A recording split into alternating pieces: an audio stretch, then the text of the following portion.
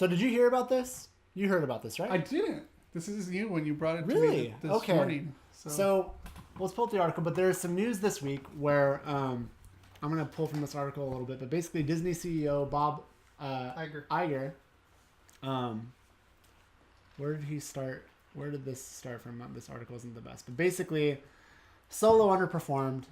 And Disney, after that underperformance, has been considering that maybe they're saturating the market with Star Wars. And that's something we've talked about with Marvel. And, it does suck that it seemed like it was starting to get that way with Star Wars. Yeah, we basically only had one movie a year. Not basically, that's what we have had, one movie a year. But it's, it just, after episode 7, it just never seemed like it was as exciting, as much of an event, even though we've liked the new stuff that's come out. We've been to the new ones. Yeah, we like all that stuff, but I mean, obviously you're not going to be able to capture it because like it had been how many years when episode 7 came out? Like how many years was it from the last Star Wars movie? I mean, more than a decade, right? Obviously. You're talking about from the prequels? I'm just talking about the prequels were the last one from the next start, right? So once episode 7 came out, it had been how many years? Probably more than a decade. 10, 12 maybe. I don't remember when the last one came out. Didn't it come out in like late 90s, early 2000s? It started in the 90s and it came out, I think the last one came out like in 2007. No way. I don't think that. 6 maybe. Really? What's the last one? Yeah, look. I'm going to talk. You look it up. You look it up. So, because I don't think that's right. I don't remember that at all. Oh, you took away the article from sorry. Look it up on your phone. Rick, you're messing things. Okay. So, anyways, Bob Iger is his quote where he said, "I made the timing decision. As I look back, I think the mistake that I made, I take the blame, was a little too much too fast," which is something that we've kind of talked about. You can expect some slowdown, but that doesn't mean we're not going to make films. J.J. Abrams is busy making episode 9. We have creative entities, including Game of Thrones creators David Benioff and D.B. Weiss, who are developing sagas of their own, which we haven't been specific about. And we are just at the point where we're going to start making decisions about what comes next after JJ's. But I think we're going to be a little bit more careful about volume and timing, and the buck stops here on that. I think that's fucking phenomenal. And 2005. 2000, there was really one? Okay, well, that makes sense. Yeah, but you were off like by 2 years. Yeah. So that's close. You weren't by close 2 years. enough. So it'd been a decade. It'd been more than a decade, or just about it. It'd been a decade actually, because I think it came out in 2015, right? Yeah, it did. So yeah, so this is all news to you. So what do you think about this? So basically, like, they're pumping the brakes. They're like still being made, but I think as someone that's kind of bitched about this and has been fearful that this was going to happen to Star Wars, I think this is amazing news. I feel like there's 2 categories. Maybe I'm wrong. People who only care about the new stuff and don't care about the sort of prequel spin-offs, because there are people who like the spin-offs. There are people who just want the continuity. There's people who like both. Like me, I like them both. Because the question does come up: do we need a Solo, backstory? Do we need a Rogue One backstory? Probably not. But the fact that we can get it, I like that. But I don't. I think you're missing the point, though. I think it's less about whether or not there should be spin-offs and more about should they be pumping these out as quickly as they are. And he is recognizing that they probably were doing too much too fast. And the fact that they're recognizing that and they're going to do something about that, I think is going to be fantastic for the franchise. I think for the majority of what's going on right now, yes, it's probably smart for them to do that.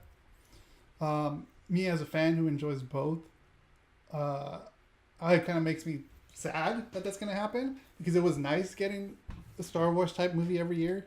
Okay. But that's just me. Other people liked that we were getting it and then, didn't live up to their expectations. So that I can understand. That's why they're doing this. They lost money. They didn't perform as well as what happened, right? Well, Solo underperformed, and then I think they just kind of I just think it was a bit of a wake up call that like maybe audiences are getting fatigued. It's what's happened with like with Marvel. You know what I mean? Like those movies are still making a ton of money. No one's saying that they aren't, but there's been a lot of people that have been outspoken at like, holy shit, there's like one of these new superhero movies every couple of months.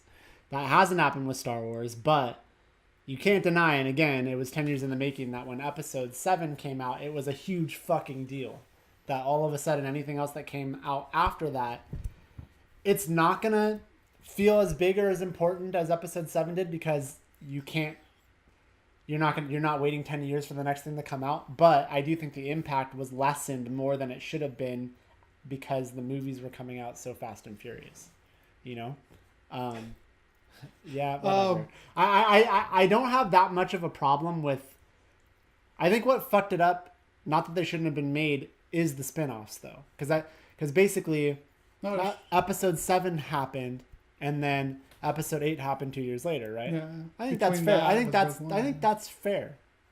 You know, if they were just making those movies, I think that's fair. But if you're gonna do the spin-offs and stuff, then you have to put a little bit more distance and let these things breathe a little bit more. I think. Yeah. I think what they should do, is those in-betweeners, instead of just grabbing the characters. What I said Fast and Furious, and now you're saying the in-betweeners. The in-betweener movies, instead of just grabbing the characters that we know, let it take place during that universe, but with other people that we don't know. Introduce new people. Like, I thought I saw something about someone. I think about it's kind of funny. They said that Dash Rendar is now going to be canon. Okay. Dash Rendar was the character, and I believe Shadows of the Empire. But like that's cool. Like, good. Make a story about him. You know. Right. But I mean, Rogue One was an original story, was it not? Yes. I mean, they mentioned that in the early movies. But I mean, in terms of like the characters, weren't pretty much most of the characters in that movie all original? Yes, I believe so. Other than the obvious people. Because I don't think the problem is. I think the problem is just like it's just too much Star Wars, whether it's original characters or not. And I don't even think they'd hit the part to where it was a problem with Star Wars yet. But I think they were definitely fucking full speed ahead going down that road, in my opinion. They really were. But as a fan of the universe, like that shit it's my jam. Right. No, but I mean, but yeah, it's like the age-old thing, like right. It's like too much of a good thing. You know what I mean? Like it seems that way. The whole thing too. Like, you know, sometimes the best part of Christmas is the anticipation of Christmas. You know, and it's like if we're celebrating Christmas twice a year, all of a sudden it takes a little bit of punch away from Christmas. You know what I right? Yeah. So I get what you mean. I get as a fan, you're just like, I want more and more and more and more. But I think even though if you're not there yet, and honestly, like I said, I'm a very casual. I don't even know if I call myself a fan. I feel like I'm watching it I've enjoyed them. I'm watching it for my girlfriend. I'm watching it for this podcast. But I can't say I was fatigued yet, and maybe you weren't either. But I think it could have happened, and I was very afraid that we were barreling down that road. And I enjoy all the Marvel stuff, but we're way past that on. Oh, for sure. This is just about Solo underperforming. Probably. I mean, I'm sure that's basically what it is. Is a big part of it. Yeah. Welcome, Blue Jay. Thanks for joining Blue Jay. Blue Jay's in the chat. Talking about Star Wars, as it's kind of obvious. So that's great. You know, I guess. You know, for people who are feeling fatigued with that, but we are still getting a TV show from Rian Johnson. So that's great. Yeah. And I think a TV show is probably the way to go. Live action TV show. Yeah, Jon Favreau is doing Jon Favreau, sorry, yeah. But this article... But Rian Johnson has his own trilogy. Right. This is what's happening. They do acknowledge all those things, but it sounds like those are the things we don't know what's up. Too? We just don't know what's up with the timing anymore. Okay. It sounds like the timing of each project's release will be the variable. Gotcha. So they're there, they exist, but I don't know. Like it makes sense. Like they can't just keep shoving this shit down. Look, as a wrestling fan, I'll talk about it as a wrestling fan. Like, it's easy to get fatigued with wrestling. right now. There's so much wrestling on every fucking week.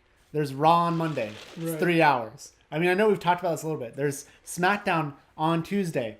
That's 2 hours long. They just recently made the switch to where they have their show for their cruiserweight division, the lightweights, for you since you aren't a fan.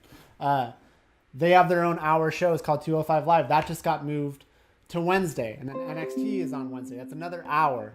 Like, it's so much. So on Monday and Tuesday, there's 5 hours of content. And then they add, this week, right now, currently, they add another hour with NXT. So 6 hours. They add another hour with, 205 Live, 7 hours. And then right now they have the Mae Young Classic going on, so 8 hours. There's 8 hours of fucking, did I do that right? Raw, 3 hours. SmackDown, 2 to 5 hours. NXT, Mae Young Classic, 205 Live. Now you don't have to watch all of that, but it's all fucking there. And I pick and choose now. So you don't watch everything? I can't. I can't watch everything. Sounds like you really can't, because that's a lot of fucking content. I mean, you can, and I watch most of it. I'm not going to lie. I do watch most of it. I watch Raw and SmackDown every week. I watch NXT every week. I'm watching the Mae Young Classic. I don't watch 205 Live currently. But it's too much. As a wrestling fan, I love it. And when the network first started, I thought it was fucking fantastic. But you just, even as a Star Wars fan, maybe you don't see it now because you know how big of a wrestling fan I am. You probably eventually would have been like, oh, this is cool. I love getting to see all this, but it's so much, To kind of go with that route, there's Star Wars, the cartoon. What is it called? While you're thinking. And then Blue Jay just chimed in. He's a wrestling guy too. And if you watch Impact Wrestling, that's 10 hours. It's so much fucking wrestling. There's so much wrestling. No wonder they have their own network. It's just, Impact is another company. Oh, okay. Altogether. But I mean, if you're just a wrestling fan, then you could throw in that maybe you watch Ring of Honor. Maybe you watch New Japan Pro Wrestling. It's so much. And it's great. It's fantastic as a fan to have all that content. But it's a lot, it can be overwhelming. It's just a lot. Yeah, I mean, as far as it goes, what they also called canon was the Star Wars Rebels. Yeah, Star Wars Rebels. I tried to watch that for some reason. I couldn't get into it. And it makes me sad because I want to watch it. Sarah Michelle Gellar's in it. She does a voice. Her husband does a voice in it too. Mm-hmm. Just not going to give her husband a name. Freddie Prinze Jr.? Yeah, come on. Okay. As if he's not an actor too. The last thing I saw him in was 24. But anyways, so I guess I can pick and choose. I didn't choose to finish or to watch Rebels. But the TV show's the way to go, I think. Maybe if they're going to stop the movies or the in-betweener movies, go with this. Which we don't even know. Route. We don't even. And if they do the TV, really quick, if they do the TV route, do like what they're going to do with the Veronica Mars, 8 episodes or 13 episodes. I think that's the best way to go, in my opinion. Yeah. We don't even... I saw you get confused by that. Freddie Prinze Jr. was writing for WWE for a little bit. Oh, yeah. Yeah. Oh, he's a fan. He was writing for them. I thought that was really cool when that happened. That's pretty awesome. But anyways, we don't know that they're necessarily removing things. True. I think they're just saying we're not going to give you so much at once. They're going to just pump the brakes. Yeah.